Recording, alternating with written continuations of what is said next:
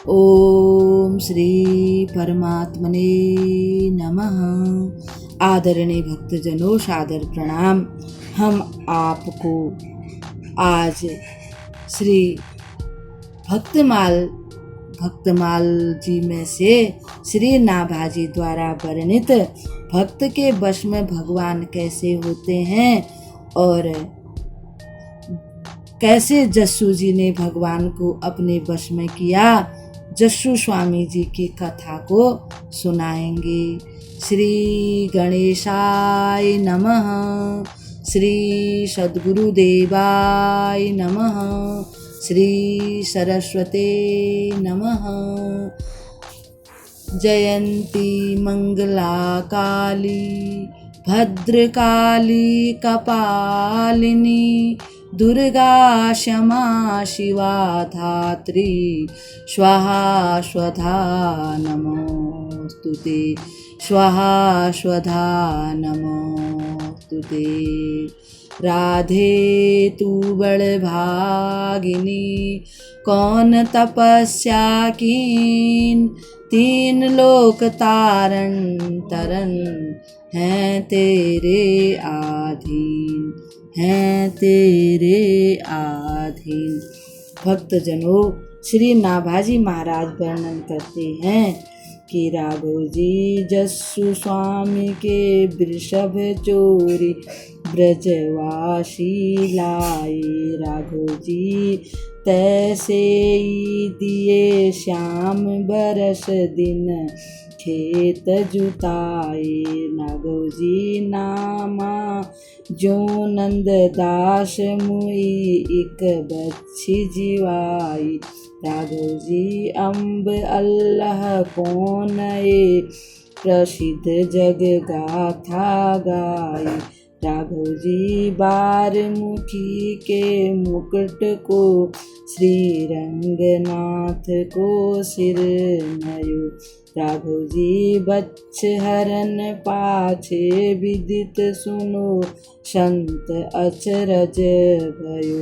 राघव जी बच्च हरन पाछे विदित सुनो संत अचरज भयो। भक्तजनों, ये ऐसे भक्त हैं कि जिन्होंने भगवान को अपने वश में किया। जैसे द्वापर युग में ब्रह्मा ने गोवत्स हरण किया और सभी ब्रजवासियों ने अपने घरों में गोवत्स जैसे तैसे देखे, उसी प्रकार कलयुग में एक प्रसिद्ध एवं विचित्र आश्चर्य हुआ। उसे संत जन ध्यान पूर्वक सुने। भक्त श्री जस्सू स्वामी के बैलों को ब्रजवासी चोर चुरा लाए। तब श्याम सुंदर ने वैसे ही बैल उन्हें दिए। उनसे 1 साल तक खेती जोताई हुई। श्री नामदेव जी की तरह श्री नंददास जी ने भी एक मरी हुई बछिया को जीवित किया। श्री अल्लाह जी के लिए फलवान आम के वृक्ष जिस प्रकार झुके, यह कथा संसार में प्रसिद्ध है और अब भी गाई जाती है। एक भक्ता वैश्या के हाथ से मुकुट धारण करने के लिए श्री रंगनाथ जी ने अपना सिर झुका दिया।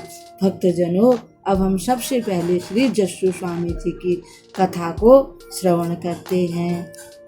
श्री नाभाजी वर्णन करते हैं कि ये गंगा यमुना के जो मैदान हैं, इसी बीच में जस्सू स्वामी नाम के एक भक्त रहते थे। वे प्रेम पूर्वक सदा साधु सेवा किया करते थे और उसके लिए खेती करके अन्न पैदा करते थे। जैसे भंडारों के लिए अपने खेत में ही इतना अन्न पैदा कर लेते थे कि वे संतों का भंडारा ठीक प्रकार से कर सकें। एक बार ब्रजवास यानी ब्रज से कुछ चोर आए और जस्सू जी के बैल खेत में कहीं चर रहे थे और उनको चुरा करके ले गए। अब भगवान सोचने लगे कि जस्सू जी के बैल तो चोरों ने चुरा लिए, वो भी ब्रजवासियों ने। अगर बैल नहीं रहेंगे तो ये खेती कैसे करेंगे, क्योंकि उस जमाने में खेतों को बैलों के द्वारा ही जोता जाता था। जस्सू जी को पता भी नहीं चला। भगवान ने कृपा करके वैसे ही दिव्य बैल जहाँ चल रहे थे वहीं प्रकट करवा दिए और जस्सू जी 1 साल तक उन्हीं बैलों से अपना काम निकालते रहे। और एक दिन वे चोर फिर से उसी रास्ते पर आए। उन्होंने देखा कि ये जस्सू जी के पास तो बड़े सुंदर बैल दिखाई दे रहे हैं, ये बैलों को यहाँ कौन लाया।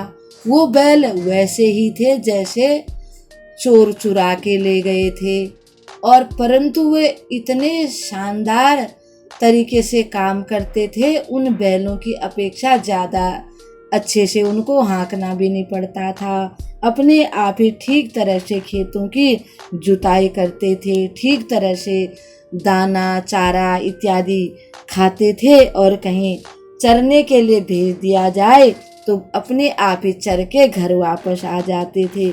ऐसे दिव्य बैल थे वे। अब जब 1 वर्ष बाद वो चोर आश्रम से निकट होकर के जाने लगे तो मन ही मन उनको बड़ा ही आश्चर्य हो गया। फिर उनमें से एक बैल को पहले उन्होंने देखा, फिर दूसरे बैल को भी देखा और बड़े आश्चर्यचकित हो गए कि कहाँ से ये बैल, कौन इनको यहाँ लेकर के आया। हमने तो बैलों को अपने वहाँ पर गौशाला में बांध के रखा हुआ है।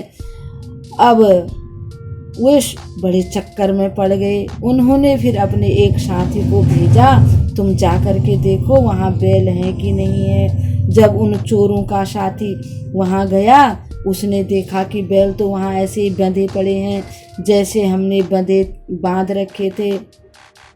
उसने आकर बताया। ऐसे उन्होंने 2-4 बार चक्कर लगाए।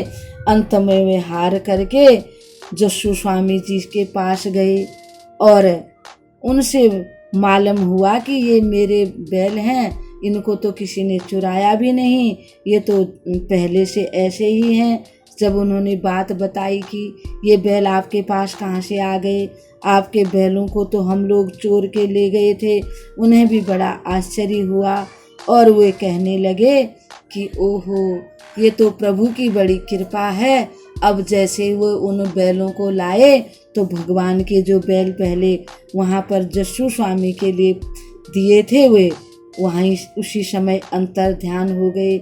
अब चोर जस्सू स्वामी के चरणों पर गिर कर के रोने लगे, बार बार कहने लगे, हे स्वामी जी, हमसे बड़ी गलती हो गई, हमको आप क्षमा कर दीजिए। आप जैसे भक्त के हमने बैलों को चुरा लिए। अब भगवान जी, अगर हमको आप माफ़ नहीं करते हो तो भगवान हमें अवश्य दंड देंगे। वे बड़े भावुक संत थे, बड़े सरल हृदय थे, भगवान के प्रति उनकी बड़ी आस्था थी। उन्होंने सोचा, भगवान जो चाहते हैं वही होता है, मैं कौन होता करने वाला, और ये चोर कौन होते हैं चोरी करने वाले। भगवान ने इनको सद्बुद्धि देने के लिए ही ऐसी लीला रची है। उसने जस्सू स्वामी जी ने उनको क्षमा कर दिया और चोर हमेशा के लिए उनके शिष्य बन गए। उन्होंने चोरी छोड़ दी और सतमार्ग पर आ गए। अब वे साधु संतों की सेवा करने लगे, साधुओं के लिए दूध दही अनाज लाने लगे और तन मन धन से सुखपूर्वक साधुओं की सेवा करने लगे। और उन्होंने जस्सू स्वामी से गुरु मंत्र ले लिया और भगवान की भक्ति करने लगे।